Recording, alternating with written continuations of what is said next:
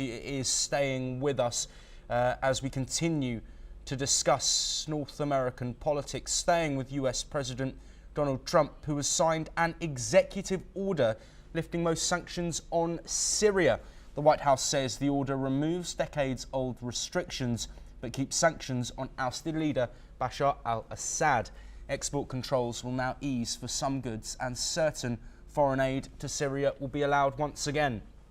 White House spokesperson Karoline Leavitt has commented on this matter. Let's take a listen to what she said.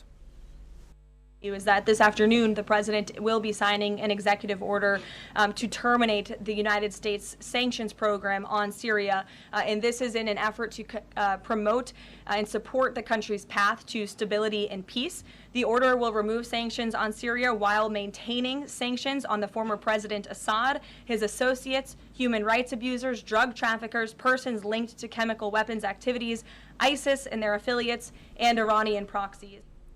Well, this comes after President Trump's surprise meeting in May with Syria's new leader, Ahmed al-Sharaa, in Riyadh, alongside Saudi Crown Prince Mohammed bin Salman, signalling a sweeping shift in US policy towards Syria. Well, joining us once again is Vibhuti Jha.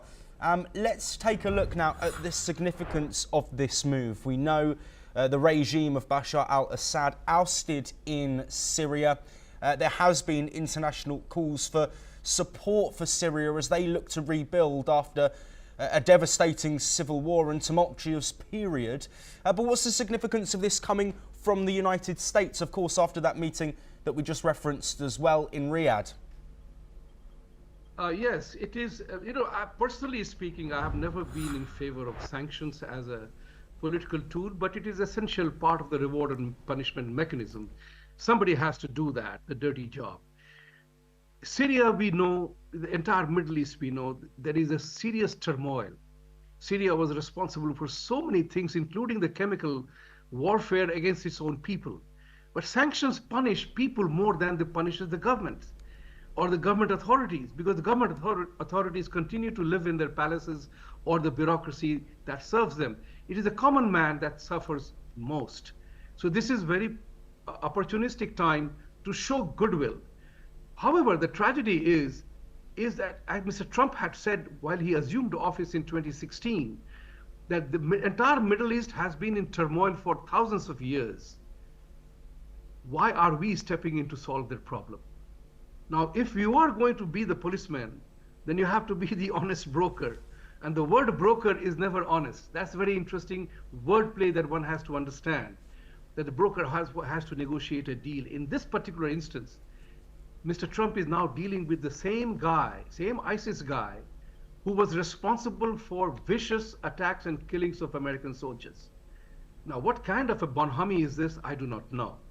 But sanction removal is good for the people of Syria. But what leverage can America draw from it will determine the success or failure of the policy. So in my opinion, it's good for the people of Syria who have suffered the most. But at the government level, what do you gain? I'm not clear about that, because you are shaking hands with somebody who has not changed his ideology, only the position. From ISIS chief, he's the president of Syria.